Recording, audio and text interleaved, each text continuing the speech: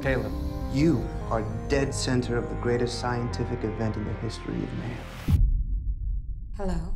I needed to house Ava in something that people could fall in love with, really. Are you attracted to me? The film, as far as the robot is concerned, would fail if you had a character who did not visually seem plausible as well as emotionally seeming plausible. The first person I started working with outside of the producing team on this movie was Jock, a British comic book artist. Andrew Whitehurst took on the task of creating her and also continued with the design process as well. The only rules that I put on the crew is you're not allowed to look at pictures of robots. So we had a whole load of reference imagery of things like Formula One suspension, high-end concept bicycles, hundreds and hundreds of images of those sorts of things. The breakthrough for us was an idea of a mesh that covered her form. If you imagined it as a spider web, where in certain lighting conditions you can see straight through it, but in other lighting conditions the light will catch it, like a spider web, say, if you shine a light on it at night time. And so you get this sort of sense of a girl flickering in your periphery vision. The suit that she wears was really complex to make.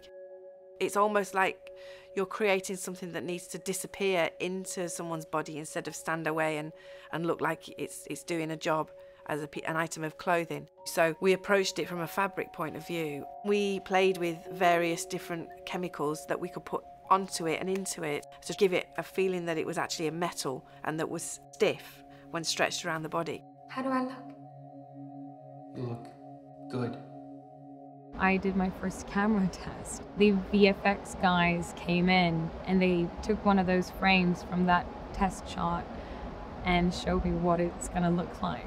And I've carried that photo with me every day on set. It's a piece of art that they've created. She's extremely exquisite and beautiful. You can design something that in a still looks great. You can make it move around. It doesn't have life to it.